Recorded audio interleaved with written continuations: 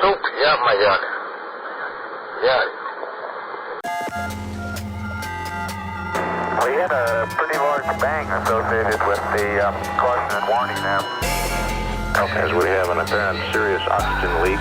4, 3, 2, 1. Houston, we've had a problem. He's in a roll and he can't stop it. Performing an evasive maneuver. Okay, Houston, we've had a problem here.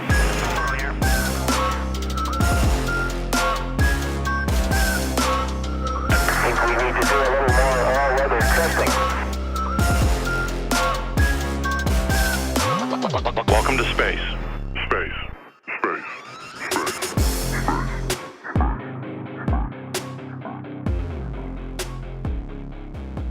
Hello, listener, and welcome to Failure to Launch, the space history podcast where we take you through all the mistakes, failures, and explosions that made modern space exploration possible. We are your hosts, Quinn, he, him. Chris, he, him. Nicholas, he, him. And a busy Chris, he, him. And today we're going to be talking about Soyuz T-15, the real-life space truckers. So, our returning guest is Nicholas Slayton, a contributing editor at Task and Purpose covering military topics, as well as the author of the Let's Do the Panic Again newsletter. We figured we'd free him from becoming our balloon topic guy and actually have him on to talk about something else, something equally dumb and interesting. Hell yeah. Thank you for coming on the show. How are you doing? I'm doing good. Yeah, I'm excited to talk about things that might actually go in space. Awesome, yeah. Also, I think it's Soviets. Like, let's go Soviet stuff. Yeah, I also realized that so far you have been asked, how are you doing, something like 6 times, and then immediately just like, oh, hold on, we weren't recording that. I mean... Have an organic take again. It's every time, it's like things have been changing and my mind has been all over the place. I'm good, I'm bad, I don't know. I'm here. Podcasting is ultimately about cloning, I think, because it has to be organic, but it has to be repeatable as well. I have nowhere for that point to go. That just popped into my head. That's a freebie right there. Quantum immortality but in theory. Nicholas's defense, I never like being asked that question because I'm ever torn between the expected answer, the civil nicety of just giving a generic expected answer and then just being like completely honest. Yeah. But that's the wonder of the internet. That is honestly a very interesting thing. Like, I can't speak to how it is in certain countries or in certain parts of the US, but like where I live, yeah, if you ask someone how they're doing and they don't say good, it's almost considered like rude. It's almost considered like you shouldn't be interacted with because you are so oblivious to what is the expected social norm that you cannot be trusted in whatever mental state you're in, to be honest. If you want to be a bit more vague, you just say living the dream because... That is the manufacturing world standard response to that question. If I hear someone say living the dream in a non-stoked tone of voice, like I'm calling a helpline for them. That's every bartender in Barback ever, so just a heads up. All right, now I have to test that. I think that the safe play could be, I don't know, I just got here. How are you doing today? I just got here.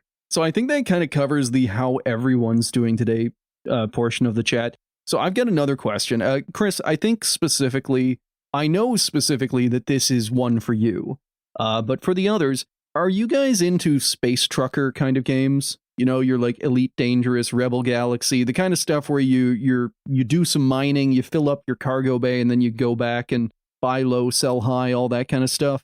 Euro Truck Simulator in space kind of thing. Yeah, I have some time in Elite Dangerous. That's not the kind of games that I've played before, but conceptually sounds good. Fun. Me too. And I bring that up mostly because today we are going to be talking about the only so far real life example of that. We are going to be talking about this mission, Soyuz T-15, that was both incredibly cool, incredibly complicated, and by the sound of it, incredibly boring. Audience, right off the bat, I do want to let you know, I'm breaking our code. This is going to be a mostly non-failure topic. This is just a really cool space mission that more people should know about. And you're going to be those people. You're going to know about this. I feel like your code was just vague and unspoken, and that was just a you thing. I always thought that we covered just lesser known stuff in addition to the failures. The way I've liked to think about it is that the show's code, as it has evolved, is bad things happening to people who go up. Although then we did the Ural episode, and those guys didn't even go up. Their radiation levels went up. Oh, fair point, fair point. They also climbed up the radome. Now, show of audio hands. Who here has heard of the space station Mir? Oh, I have, Yeah. of course. What have we heard about the space station Mir? It was Soviet. It went up. It was there for like more than a decade. Kind of a not proto ISS, but in that vein. Yeah, definitely. Like, it was the first of the modular space stations, because up to that point, everything had just been, launched in one piece. When I was a child and I learned about other space stations that weren't the ISS, I'm like, wow, that's cool. They went up. What happened to them? Why aren't they still there? They came down, and I was disappointed. Tragic. Devastated, even. Also, wasn't it Mir that had the basketball-sized orb of moldy water? Mir What? had a lot of health things going on. A lot of people will likely know Mir as the flying fungus, the one that whenever it was going to deorbit, there was a significant, arguably overblown worry about, hey, is this thing going to dump, weird space contaminants onto my country? The plot of every sci-fi B movie. I was going to answer, it sucked, but I didn't want to be wrong and remember the wrong thing. No, Mir is the one that sucked. Okay, so this is why I know Mir of Sergei Krikalev, the last Soviet citizen. Also a great show. I'm pretty sure it was a singer who made that podcast. There's a show by him? Yeah, there's a very good podcast series called The Last Soviet. Regardless, Mir is one that we're going to talk about. On my topic list, I have it in there as a likely 3-parter to give you an idea of how many problems Mir does develop and how many accidents and disasters and close calls. How many fist fights with cordyceps-infected astronauts? I mean, this went up in the 80s from the Soviet Union, so I imagine it had a ton of problems from the start. The problems tended to kind of rack up in 91, 92 kind of area. From what I can tell, whenever there was good funding and regular launches, Mir was kind of A-okay. We aren't quite yet at the point where the country is exceptionally bankrupt. And I figured it'd be fun today to talk about a kind of a side topic and a palate cleanser from some of the worse and more infuriating topics we covered recently. In 1986, Soviet cosmonauts Leonid Kizim and Vladimir Solovyov, no, not that one, became the first people to fly between 2 space stations. Their mission was to help with the construction of the new Mir space station, and they would do that by scavenging parts off of the old Salyut 7 station and hauling them all the way back. So this is the story of the first space truckers. Also, as we get into it, I have a couple of sources. The books Mir Hardware Heritage by NASA and The Story of Space Station Mir by David M. Harland. I'll also be using the work of space journalist Anatoly Zak and space radio phenom Sven Gran. As always, all links will be down below in the show notes. And salute. 1986 was an interesting time for the Soviet space program. Basically, over the course of 1 year, the Soviets intended to change everything in their inventory. Everything was getting upgraded. Prior to this, in 1985, you have Soyuz T-type spacecraft flying to Salyut space stations. But come 1986, the Salyut space station program was coming to an end, with Salyut 7 already being 4 years old, and the Soviets were gearing up for a massive new project, Mir, a space station that'd be assembled in orbit piece by piece. Meanwhile, the venerable Soyuz spacecraft was also getting an upgrade. The last 14 manned missions had used the Soyuz T, but the new station was being designed to accept the Soyuz TM spacecraft. Now, to be fair, these changes weren't exactly revolutionary. Mir was based on Salyut designs, every single block that would go into Mir had some design heritage. There was enough, comparison to Salyut. And the main changes between Soyuz T and TM versions was basically a new guidance system and a little bit of cost and weight savings here and there. These were incremental changes as opposed to revolutionary new products. But it still meant that a lot of things were going to change very quickly, and every new piece of hardware would need extensive testing. Soyuz 7 had been in orbit for 4 years by this point, but its last few missions had been failures. The crew of Soyuz T-15 famously had to dock with the dead station while it was spinning out of control, and then they had to restore it to operation and fight a bunch of hazards along the way. There is a Russian propaganda movie about this that somewhat covers it. The effects are really good. The fact that it attributes saving the station to the Christian god and angels, not so much. Definitely one that we'll cover at some point. Also, the fact that they took the Soviet conspiracy theory that the U.S. was going to steal the station and tried to turn it into fact. So plenty of fun. I love Roscosmos and everything they produce. How do you steal a space station? I don't want to get into conspiracy theories, but how? Like a net? You don't? Well, the space shuttle has a cargo bay, and they looked at the dimensions of the space shuttle cargo bay, and they looked at the dimensions of Salyut 7 and said, it could fit in there. Therefore, the Americans have sabotaged our space station and are going to try and steal it out of orbit. The weird thing is that this could be possible. The Soviets, for a while, they were trying to get their Buran shuttle going. And one of the first things they planned to do with the Buran was go up and return the Salyut 7 space station. Just dock it in the cargo bay and then just land with it. Just throw it in with a bunch of bungee straps and just land with it. Yeah, you'd probably rig up some kind of holder or something. They'd just ratchet strap it down. Just have one guy in the back just sort of keeping it steady with his hand. Holding your hand in an EVA suit out the window of the space shuttle. No, the Buran it's just one open area, so one dude's just cranked 180 degrees around in his chair, just one hand on it. Oh, dude, what if we made the space shuttle version of the Guppy? You know that plane where it's massively the tumor head plane? I love the Super Guppy. It is so good. I was just stricken with the mental imagery of the Buran shuttle, but on the nose it has the two little how do I describe this? They're the little arms that you put your arms into, the gloves that are attached. Oh, for a deep sea suit? Yeah. So it's like that, but it's you have your guy on EVA, and then you have the guy in the shuttle who's helping him by holding whatever he needs held. Or it's like a lab, how they'll have a fume hood, and then they'll have some lab arms, some suit arms sticking into that. Yeah, I could see that. To get us back on track, Soyuz T-13, they managed to get the station up and running again. Then Soyuz T-14, the next mission, they get cut off early when one of the cosmonauts gets sick and they have to return to Earth. And crucially, they do this and they leave most of the scientific experiments incomplete on the station. So the station was still technically good, mostly just because they had permanently docked a resupply ship to it that stopped it from spinning out of control. So at this point, Salyut 7 doesn't have much control over itself, so they have just bolted another spacecraft to the back that handles that. But between the failures and delays, it was decided not to soldier on with the Salyut program and instead rush the launch of Mir in 1986. Oh, you said rush, the Soviets. I said rush. Is there a holiday involved? Is someone getting a present? I've listened to enough of this show, I'm the alarms are going off in my head.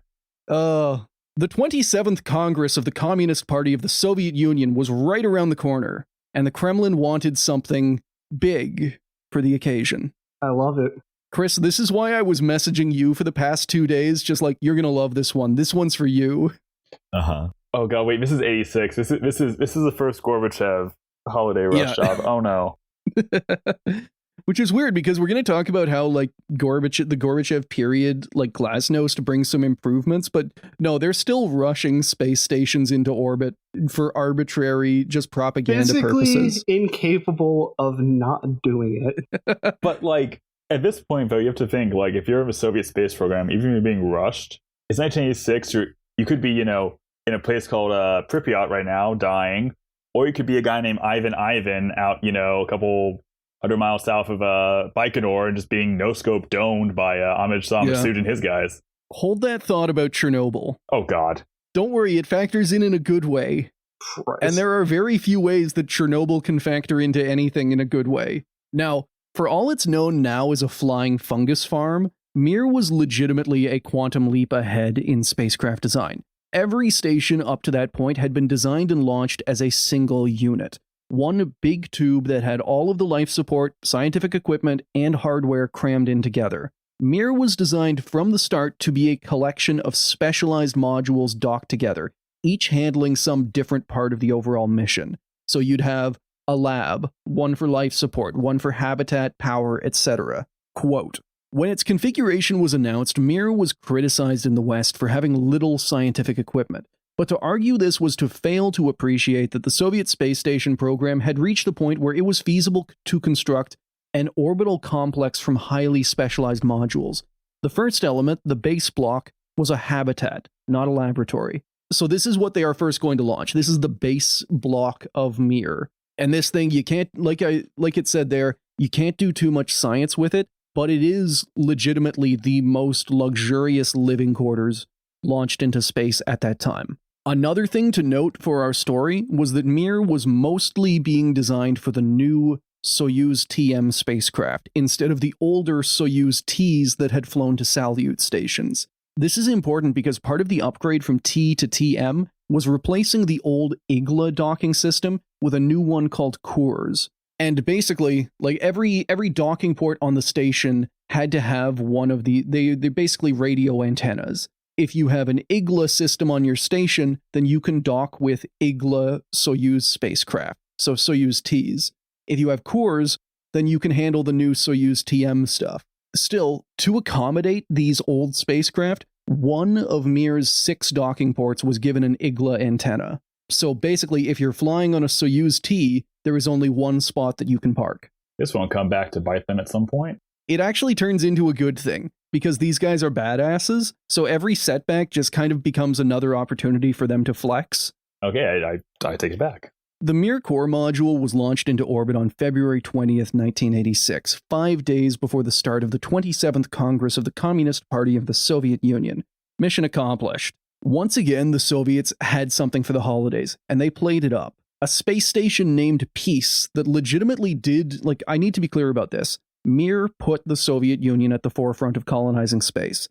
Mir would be the first in a long line of modular space stations that would support dozens, then hundreds of humans living in orbit for months or years-long shifts. At least that was what the Soviets claimed about it.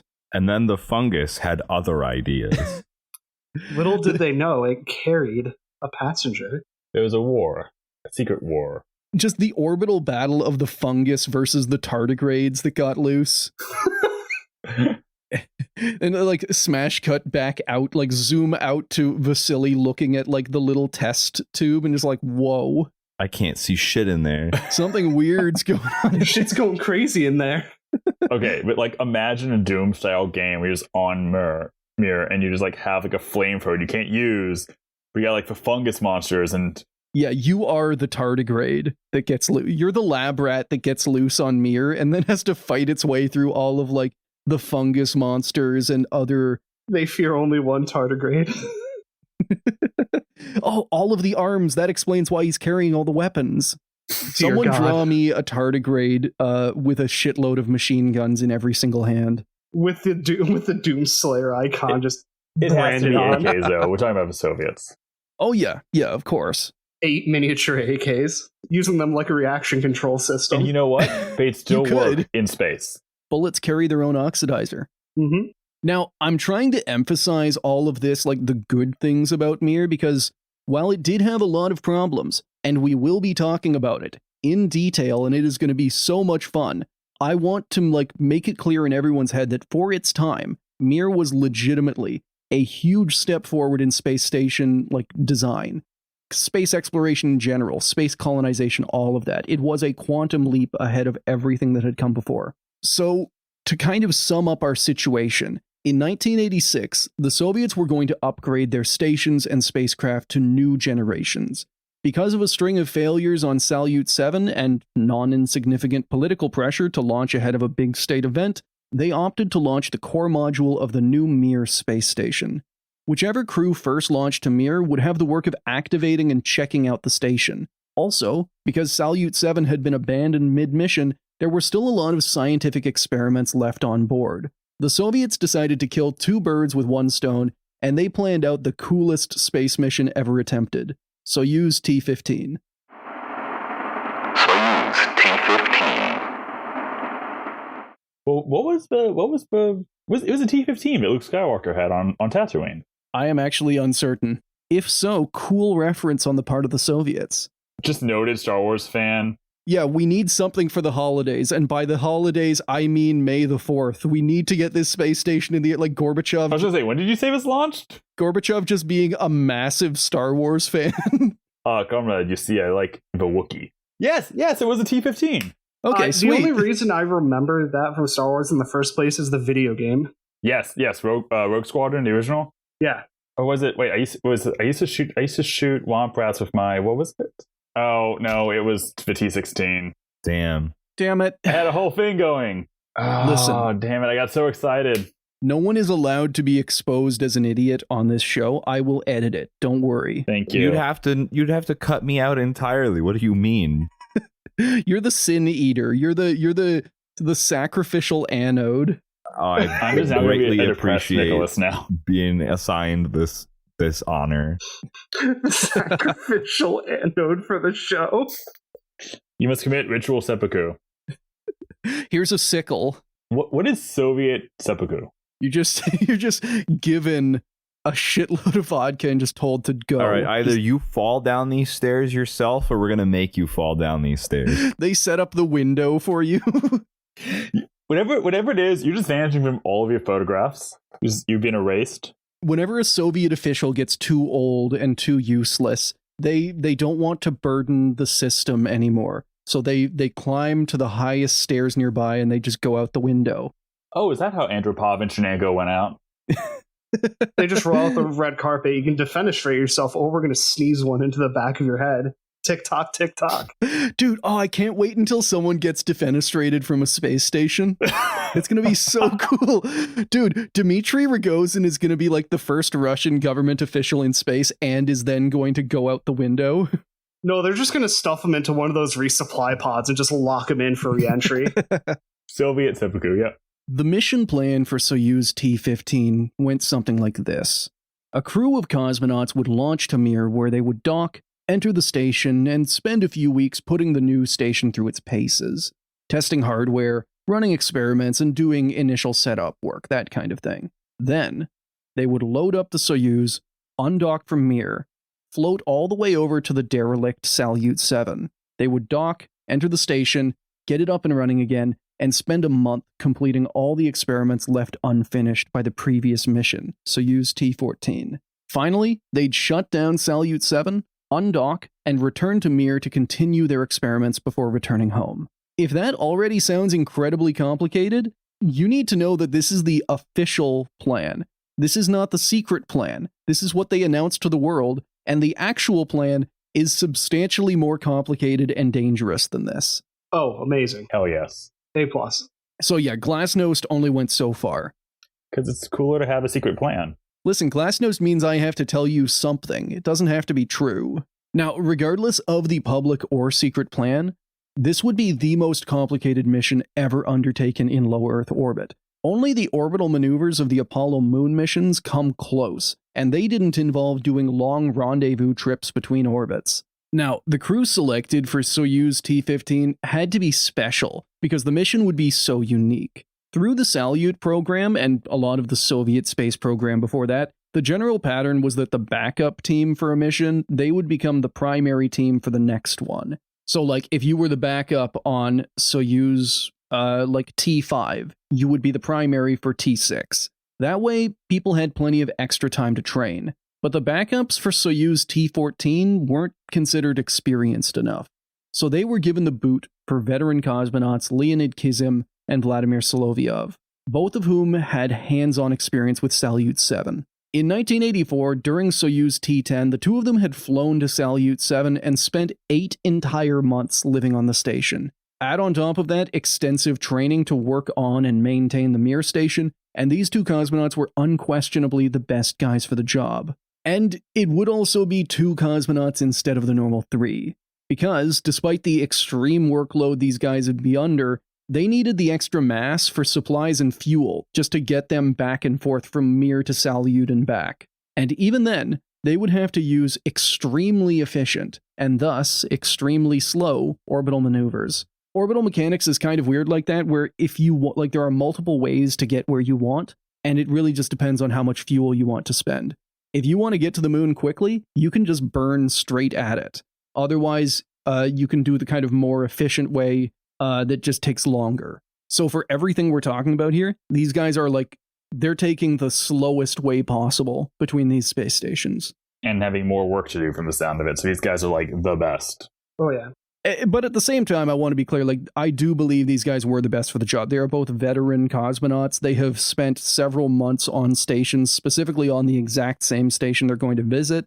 They are ready for this. And even if the conditions are going to suck, no cosmonaut or astronaut in history has ever said, like, yeah, no, I don't want to. That's going to suck. This is their life's goal. They are going to go to space. From the mission name, you can probably guess that they were going to be flying in an old Soyuz T instead of the newer TM version.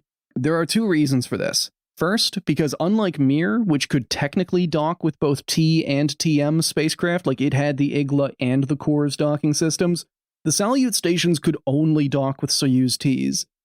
So if they had tried to fly with a TM, it just wouldn't have worked. The second reason is that the Soyuz TM was very far behind schedule and just wasn't ready. But what about the holidays? There was no holiday needed for that. Nothing lined up. No holidays. No holiday lined up to pressure your space program. We'll just invent a new one. Yeah. The Soviet space program, just getting like so trained by this that they can can't only function launch during a without- holiday. Yeah. They just go on Wikipedia like every single holiday on this day, and they just have to say like, all right, this satellite launch that we were going to do anyway, we are launching it in honor of International Bacon Day. Congrats, everyone. It is National Tequila Day. We must launch. Now, Soyuz T-15 was launched into orbit on March 13th, 1986, a couple of weeks after the Mir core block.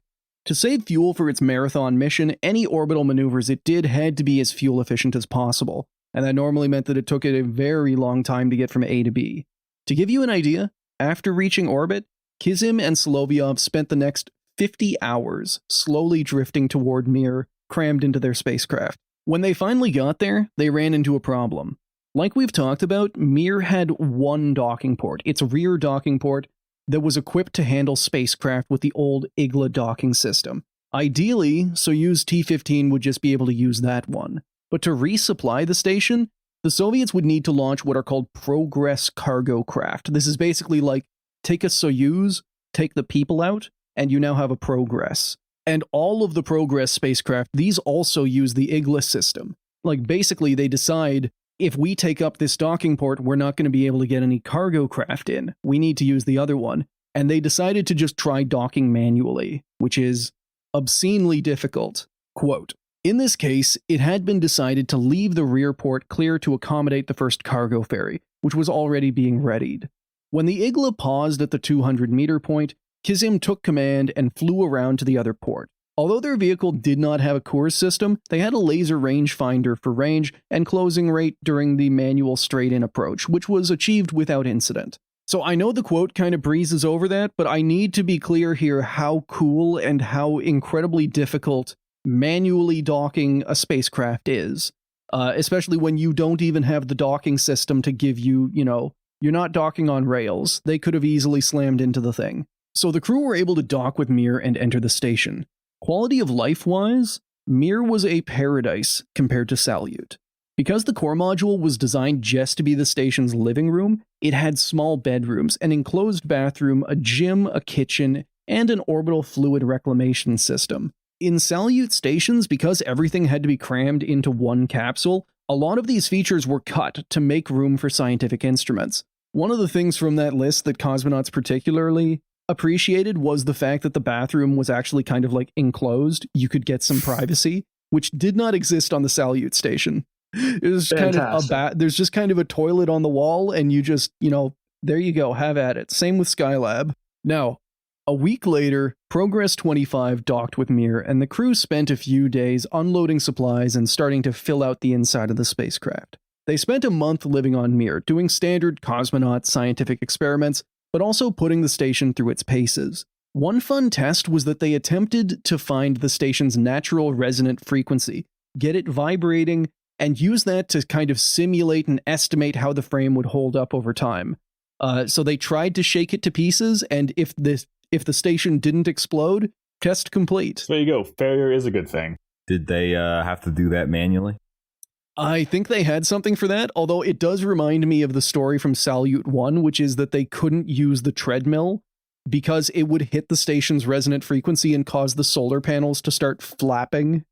The flappy station? Which was the cosmonauts' word for it. Sorry, we wiggled too aggressively. The plane got Yeah. excited. Now You really don't want to see things flapping in space, do you?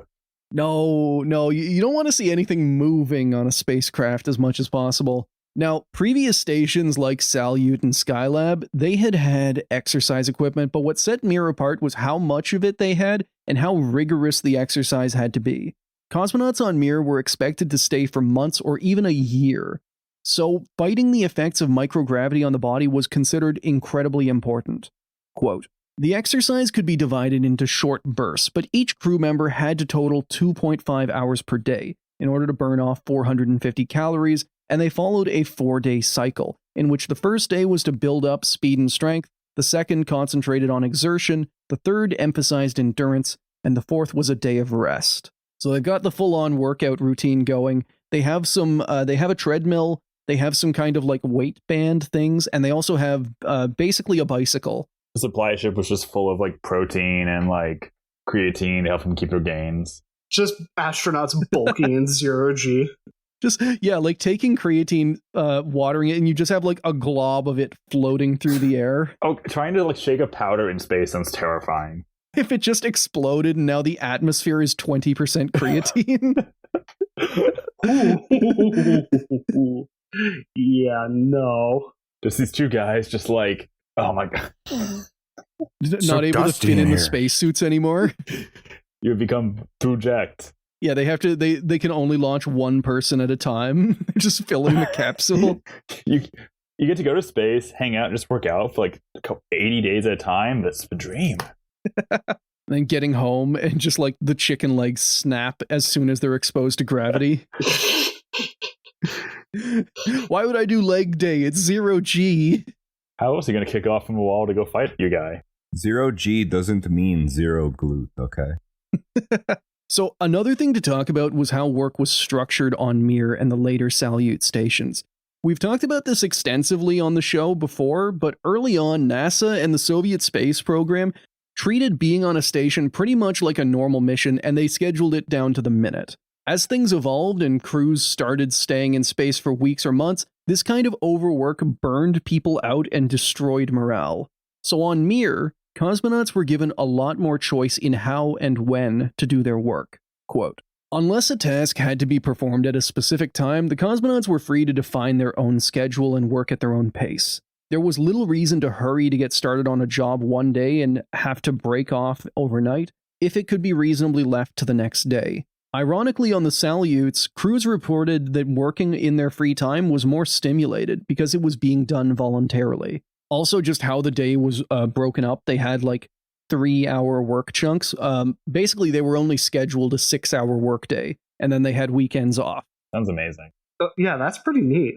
Then again, they also had the 2 hours mandatory PT every single day. No, this sounds amazing. How can I get this life? This sounds, nothing about this sounds bad. Give me that Soviet heard no cosmonaut downsides. grindset life, which isn't grindset at all. So all of these little quality of life changes are just there to try and offset the fact that they are in space, and space fucking sucks. In late April, Progress 25 was replaced by Progress 26, carrying even more supplies. After getting everything unloaded and using the Progress to top up the station's fuel tanks, Kizim and Solovyov started setting Mir back into autopilot mode. It was time for their historic transfer. They crammed more than 500 kilos of supplies into their Soyuz and squeezed into their now even more cramped than normal spacecraft to make the first station-to-station flight. It's legitimately fun because like the Soyuz did not have, there wasn't like racks, like storage racks, places like that. They just, like the onion-shaped module at the top of the Soyuz, they just crammed shit in there. So it really is just like a guy holding it down with one hand. Yeah. Not to mention, whenever you, like, 0G is fine, but whenever you start accelerating, all of that stuff is getting pushed back towards them, because they are sitting in the descent module. It honestly does sound like one guy's in his seat, the other guy's just like braced, arms and legs pressed against the sides of the capsule, just holding all of the garbage in Well, we place. had like a million bungee cords just like hooked in. just crisscrossed. Vladimir is just bungee corded into his, yeah, they had to put some of the supplies in his seat, so he is just holding on for dear life in the orbital module. He's doing the Spider-Man thing when he's stopping the train. Yeah, he's been zip strapped into the cargo. He's part of the orb now. There's like the other guy is just like, we can't smoke in space, but if he had a cigarette, he'd be like, that'll work. His head is just one cloud of cigarette smoke, but a perfect sphere.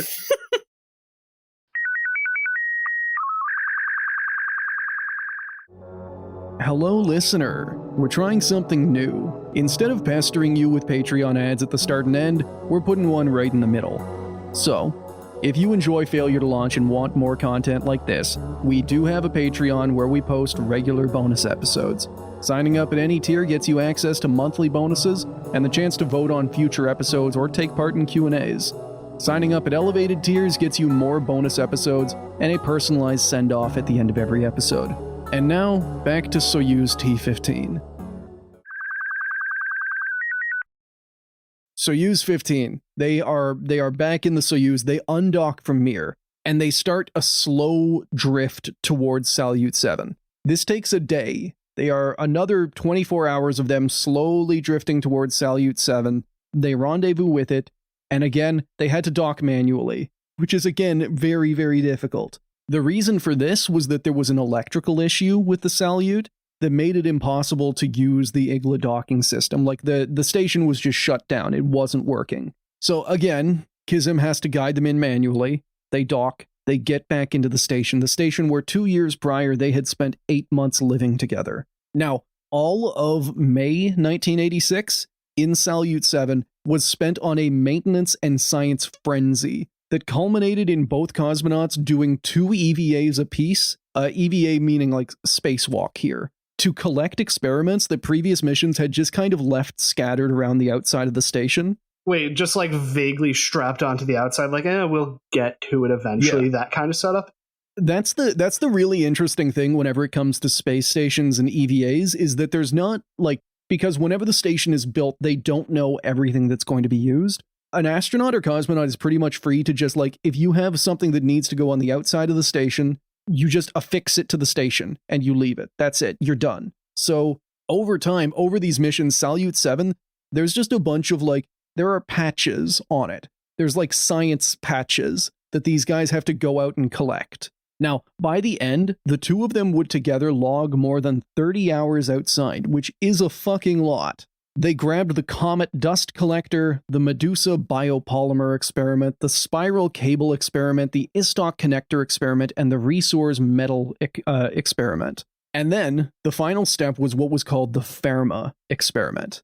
This was a 15-meter long, 150-kilo girder that had to be manhandled out of the spacecraft and like just bolted to the outside of the station before being extended.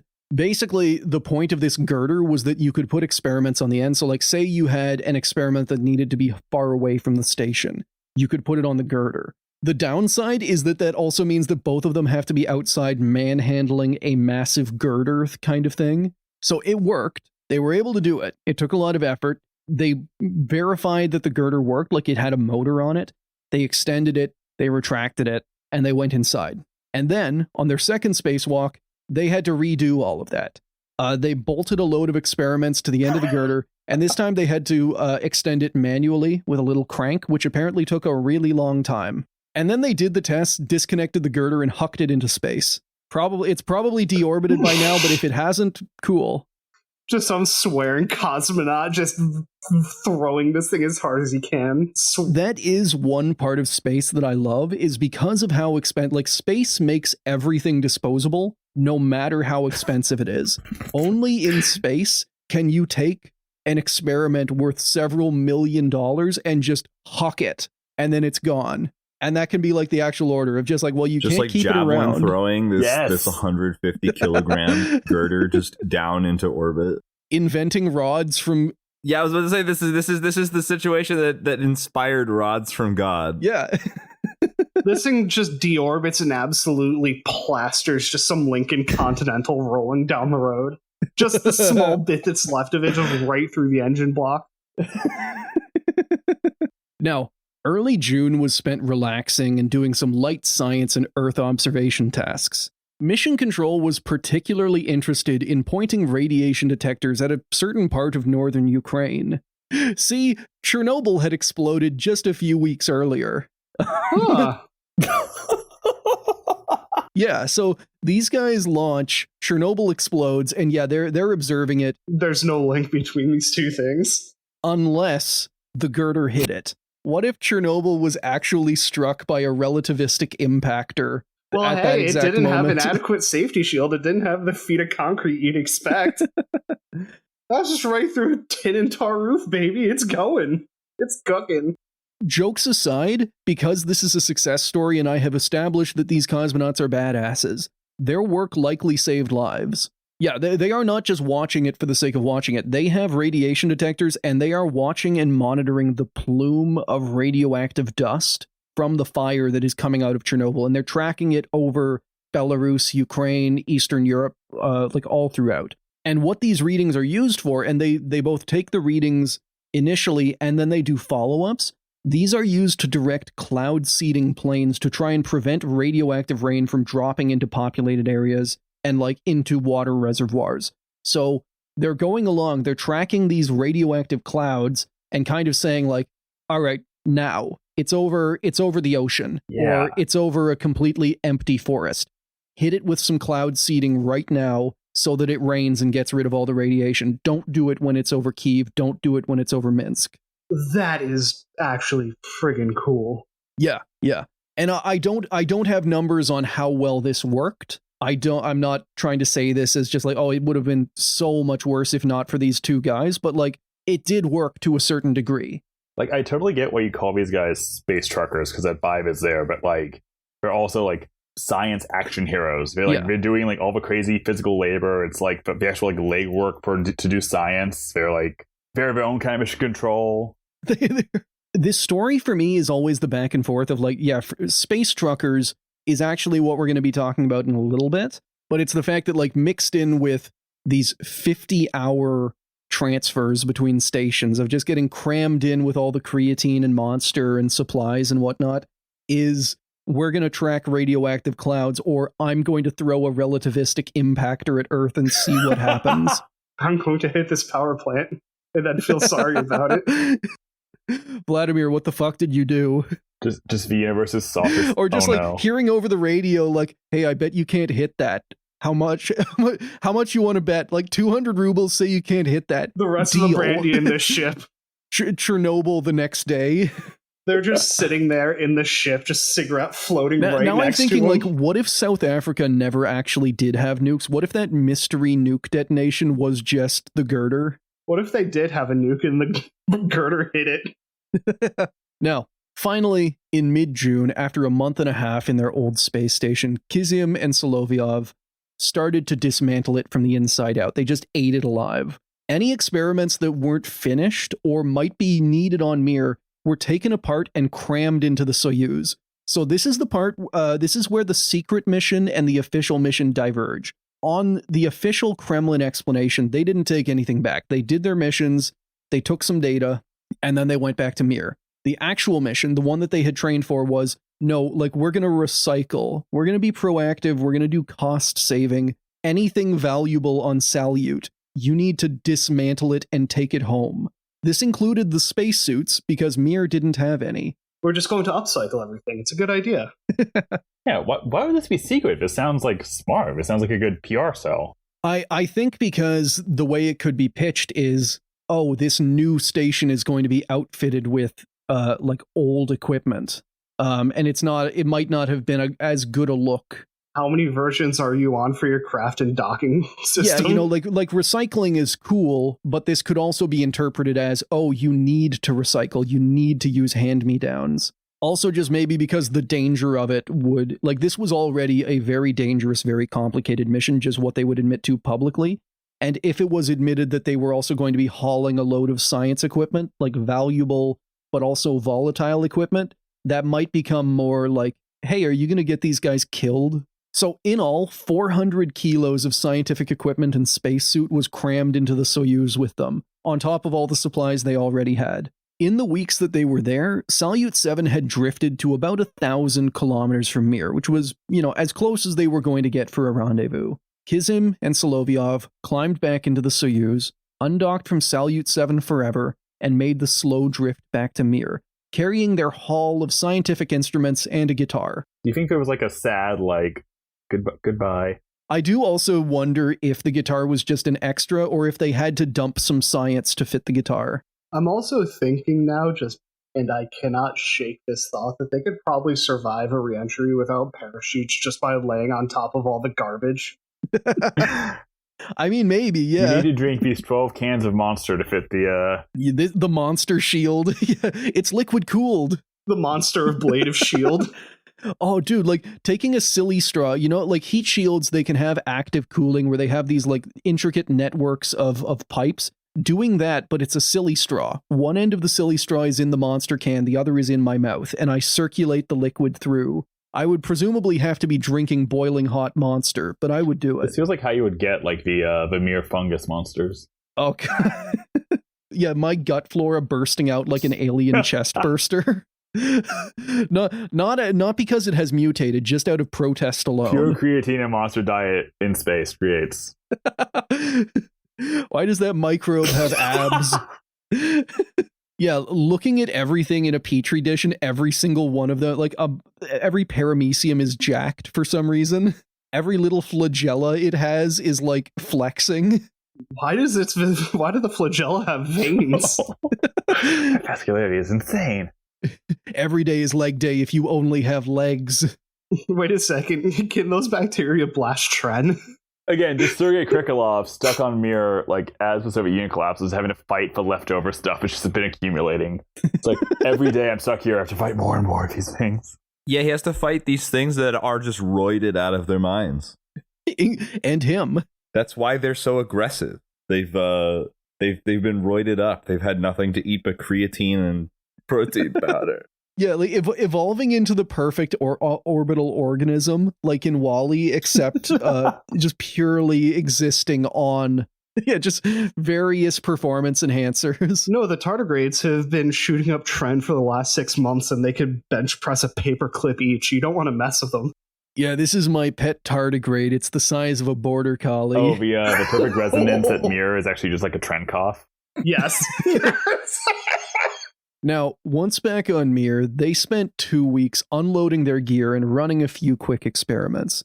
Then they left, which wasn't supposed to happen on Mir. I'll remind you, the propaganda line about the station, what the Soviets had been selling the world, was that Mir would be the first permanently occupied orbital outpost. There would never be a period where it was unoccupied. Crews would constantly cycle. With enough modules and docking ports for multiple Soyuzes, Progresses, and some extras just to serve as lifeboats, Mir could keep a crew supported long enough for their backups to fly up and relieve them. So it came as a bit of a surprise to observers when it was announced on July 14 that Kizim and Solovyov would be coming home early. Some in the West speculated that there must have been some kind of problems with the station, or maybe they'd gotten sick like on Soyuz T-15. But the truth is a lot more boring. Basically, Mir would eventually be able to support multiple crews and have them overlap, but in late 1986, it was just one small module, and the next modules were also hopelessly behind schedule and nowhere near ready for launch. This kind of gets back to how they were able to rush it to launch in time for the 27th Congress of the Soviet Union Communist Party, which is that they stopped working on all of the other modules. Instead of they wanted to have all the other modules ready and kind of like rapid fire them. Instead, they purely focused on the base module in order to have it ready in time. So that meant that all the others were now very far behind schedule. Also, it kind of came down to morale as well, because Kizim and Solovyov had burned through all of their scientific experiments. There just wasn't anything left that they could reasonably do up there. Also, they were apparently bored out of their fucking minds. Which I do like that is a consideration that the Soviet space program is now willing to make, because I can't imagine that would have worked before. It's like, oh, you're bored? Suck it up. Now it's like, Vladimir's just up there like, I want to go home. Mission control instantly, just awesome. Yeah, cool. Anything you say, bud. them being very very accommodating to that need, because I mean, if you think about the stock of man that cosmonauts came from, right? Like they were soldiers and airmen or whatever, and it's like, I don't know, man, just think about what happens when those kind of guys get bored, you know? Okay, but you can't Prigozhin a space station. Watch me. I know that's what you're going for there. Kezim and Solovyov getting killed in a tragic accident whenever a Soviet anti-satellite missile accidentally locks on to Mir and kills them after they had refused to work. Yeah. I'm sorry, we launched a kinetic kill interceptor on accident. Just the two guys like trying to say, do we have any more girders we can throw as missile defense? Just deploying all of the stuff they stuffed into the crew onion as chaff. Chucking empty monster cans. Perfect. So on July 16th, they loaded up the Soyuz, undocked from Mir, and returned home after 125 days in orbit, and the only mission in history to transfer between space stations. While they were up there, Leonid Kizim broke the previous record for cumulative time spent in space, and he pushed it to 373 days, Wow. also making him the first human in history to spend more than a year in orbit total. Unfortunately for both men, Soyuz T-15 would be their last flights. Still, to this day, they are the only people to have transferred between two space stations in one mission. Salyut 7, meanwhile, would never be occupied by humans again, but it also wouldn't be deorbited like earlier Salyut stations. Instead, it was boosted to a high parking orbit, where it became a kind of experiment in space station longevity. Basically, they let it stay up there until it failed, and they tracked how long it took to fail. I can kind of doubt the usefulness of doing that with a space station that has already failed multiple times, but oh well. Like we talked about, there were also plans to have the Soviet Buran shuttle fly up and bring Salyut 7 home in its cargo bay, but that never panned out because Buran never panned out. In the end, Salyut 7 lost altitude and deorbited in 1991, 9 years after it was launched. It also dumped a load of debris onto Argentina whenever it came down. Whoops. There goes South America again, taking the Oopsies. brunt of every other South nation's America's space always problem. Kathy Strays Yes, on the Chris. show. I mean, listen, we talked about just us throwing an atomic bottle rocket into Brazil that just happened to be missing the atomic part of it. Also the time Nick Christ almost did that. And now, yeah, the Soviets are also dumping their shit into Argentina. I just want them to thrive. I want them to flourish. Why do they have to have this happen to them all the time? Exactly, catching strays. High radiation levels, clearly. People talk about the effects of colonialism, like regime changes, all of these different kinds of ways that the global north has fucked over the global south, but the constant rain of orbital debris is not talked about enough. Just like the South American like space program going up just to do Rods of God, but on like the former Soviet Union and the United States. Like a Tunguska event happening every other day in South America, while every country in the God. north is just like, oops, sorry, yeah, don't know what to tell you. Now, Mir, meanwhile, was effectively mothballed for the next 6 months. It wouldn't get another spacecraft until another Progress cargo ship in January 1987, and its next module, the Cavant 1 laboratory, would only launch in March. Still, and for all of its many, many problems that we will talk about, Mir became the world's first continually occupied station, and the first space station assembled out of many modules, an idea that was copied for the ISS and China's current Tiangong space station. So, definitely a little bit on the shorter side, but guys, that is the story of Soyuz T-15, probably the coolest space mission I have ever learned about. How do we all feel? Honestly, nothing but bangers. This was a good one. Yeah. I actually feel good at the end of this. Launched into orbit, visit multiple stations, do some Chernobyl cleanup, come home. Didn't die. Big part. Make a new space stay record. Then come, yeah, like these guys in Hit your the gains. in the world of astronauts and cosmonauts, where it's constantly like these guys are so fucking competitive and always comparing every little thing. These guys have to have like some permanent records, you know?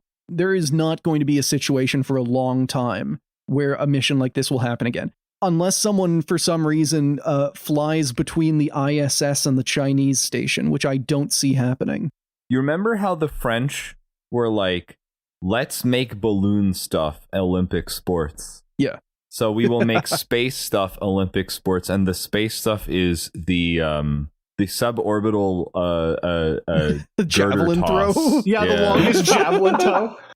Who will participate? Only the handful of countries that can get into space, and then everyone else can get screwed. Yeah, every country that isn't participating is now a target. Argentina, again, we're sorry. That is how this works. Yeah, everyone is just like, all right, we're going to hit this part of Argentina. Have at it, everyone. Make sure to take a couple of practice Jesus throws. Christ. There's a Lincoln Continental. Aim for that. You see him right there? Get his ass. I mean, this guy tried to do a coup against the Kremlin, so you need to get him. He's on this plane. Dude, hitting Prigozhin's plane with a relativistic impactor midair. They did say it wasn't a surface area missile. They didn't do it. Yeah. No. Maybe it was a surface. Maybe it was a. People were rod of looking God. down when they should have been looking up. It was God's irony that a plane. If the documentary Iron Sky has taught me anything, it's that Mir didn't actually deorbit and was instead turned into a laser battle station that also probably still has mold on it. The mold is controlling the laser. Oh, dude, that's even better. Like, even in Iron Sky, I'm really hoping that in Iron Sky, Mir is still a disgusting shithole. So it's basically just like the Kuznetsov, like this somewhat effective weapons system that is also killing everyone who lives on it. No, it's autonomous in that the mold is in control. The tardigrades have a laser, and you cannot stop them. The mold is like Silvo communist. The mold colony is attached to every single system, so it can react instantly. The mold can control the station as though it were its own body. In the biological combat station here. That's actually terrifying. Like that kind of reaction time. If it sneezes, does it shoot? If you bring Kleenex anywhere near Mir, it will go into combat mode. You will be smote as hard as you possibly can. Firing a missile at the sentient Mir alien, except it like the fragmentation just sends lemon pledge everywhere, instantly killing it. Bravo. Seriously, these guys rule. Like this is such like an understated cool thing. There's no big disaster. There's no like, we're the first. I mean, there is first people to do the between stations, but it's just like we did this very cool thing that hasn't been done before. We also helped stop Chernobyl. They didn't stop it. Mitigate. It's not stop. And then Chernobyl was saved. Exactly. They helped mitigate Chernobyl. Yep. You never hear about this stuff. This is so cool. They brought the guitar back. The famous guitar. I don't know if it's actually famous. Whatever. I mean, I hadn't heard about it until you mentioned it, so it's probably not that famous. Okay, all right, fine. I mean, the reason it took so long to get a new ship up there was because they ran out of the entire Soviet Union's supply of Monster.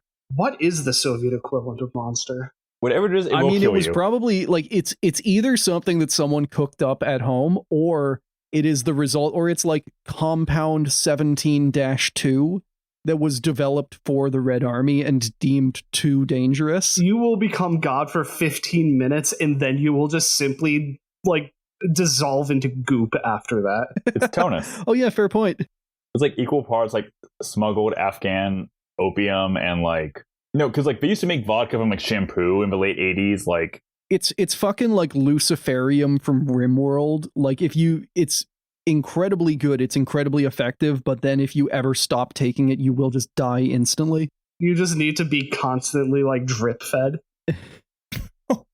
your blood is like that weird color of like neon green. Yeah, you just become the classic comic book version of Bane. I mean, it was all creatine and energy drink, so yeah. So, guys, that has been a podcast. Nicholas, thank you so much again for coming on. If you ever want to come on again in the future, we will be happy to have you. Got to find some balloon topics and or fun topics. I don't know. We're expanding your repertoire. We don't want to pigeonhole anyone here. I'm not a balloon guy. Local balloon course. I'm not the balloon guy. I just wrote about the Chinese spy balloon. We need more of them. There need to be more Chinese spy balloons. We need to get. I know that we said this before, but we need to have before the F-22 is like fully retired. We need a balloon ace. We need that man to get to ace. Yeah. I also need them to be bigger and more complex. Like I need some true Rube Goldberg, just cartoonish bullshit. We need a Chinese spy balloon that would make the Ace Combat bosses proud. Oh, fuck. You have to fly through the balloon to blow up its core? Fly through Yeah. No, the balloon is like basically a zeppelin. And it has like the little the bridge at the bottom, which is like armed to the teeth with like a million different guns. Oh, yeah, a like B-17. Sea-Wiz. You have to do the Ace Combat Zero, fly through the middle of a falling railgun and kill it. No, you gotta do Crimson Skies stuff with it. Yes. Nicholas, is there anything you would like to plug? Any place our listeners can find your stuff?